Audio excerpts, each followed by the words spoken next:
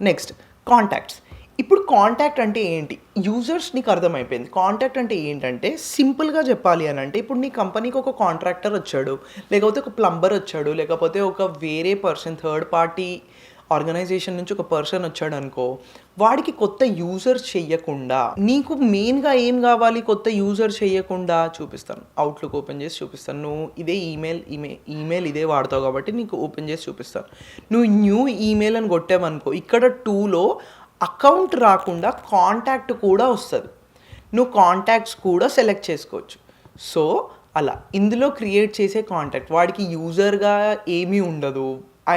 ఆయన ఈమెయిల్ అడ్రస్ని ఒక పేరుతోని నువ్వు ఎట్లయితే ఊబర్ కానీ ఎవరినైనా సేవ్ చేసుకుంటావు చూడు నీ ఫోన్లో కాంటాక్ట్స్, సేమ్ అంతే. ఇంకా దానికంటే ఎక్కువ ఇందులో నువ్వు తెలుసుకోవాల్సిన అవసరం ఏం లేదు. నువ్వు ఏం చేస్తావు, ఒక పేరుకి ఒక ఈమెయిల్ అడ్రస్ ఒక ఫోన్ నెంబర్ అతికించేస్తావు అంతే, అది నీ కాంటాక్ట్స్. దానికంటే ఎక్కువ ఏం లేదు. ఓకేనా? నీ గెస్ట్ యూజర్స్ అయిపోయింది. Next deleted users.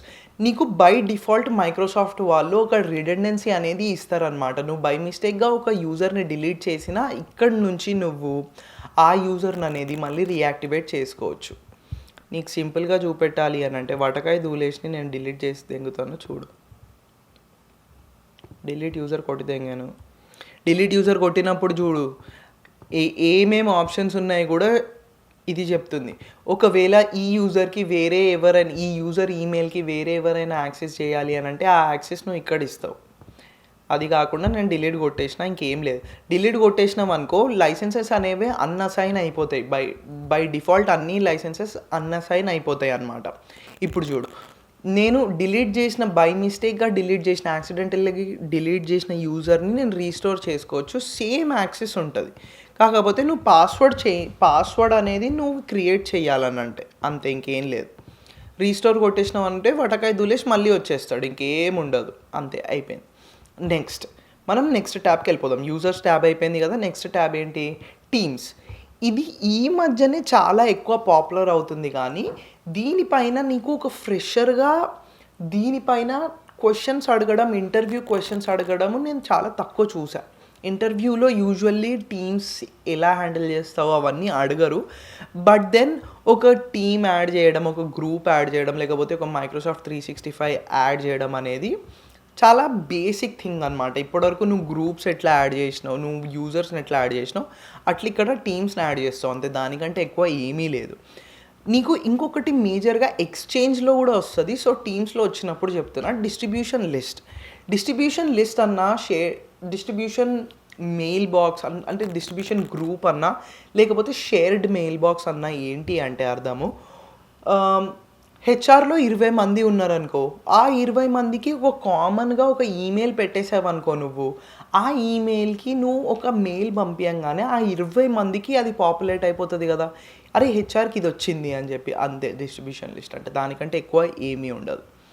పాలసీస్ నీకు నీ కంపెనీ వాడు చెప్తాడు ఏమేమి కావాలి. షేర్డ్ మెయిల్ బాక్సెస్, ఓకేనా? ఇక్కడ క్లియర్గా రాసిన చూడే, shared mail box can be use by group of people like a support team to receive and send email from the same email address hr@telugucourse.com. Same ఏముండదు, ఓకేనా?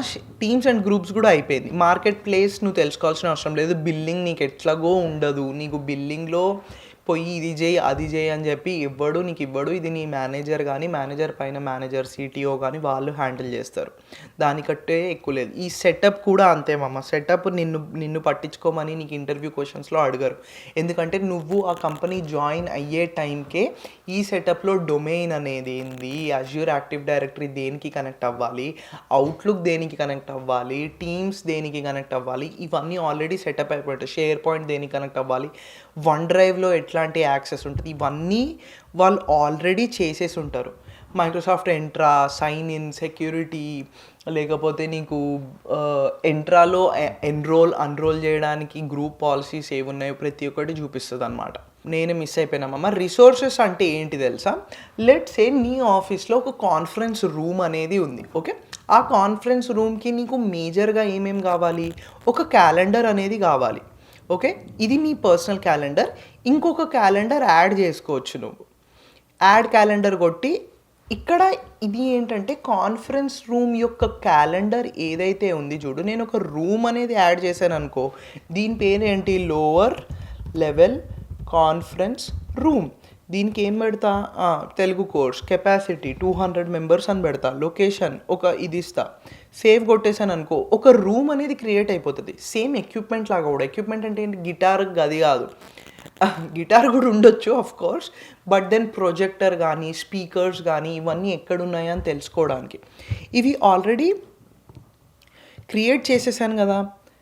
ఇప్పుడు రూమ్ అనేది క్రియేట్ చేసిన తర్వాత నేను లోవర్ లెవెల్ క్యాలెండర్ ఇక్కడ ఉంది కదా, సో నేను ఇలా నా క్యాలెండర్కి, నా అవుట్లుక్ క్యాలెండర్కి దీనిని ఈ క్యాలెండర్ లోవర్ లెవెల్ క్యాలెండర్ని యాడ్ చేసేసాను అనుకో, లెఫ్ట్ సైడ్లో నాకు ఈరోజు ఆ కాన్ఫరెన్స్ రూమ్ 2 నుంచి 3 కావాలి. నేను ఏం చేస్తాను, న్యూ ఈవెంట్ అని కొడతాను.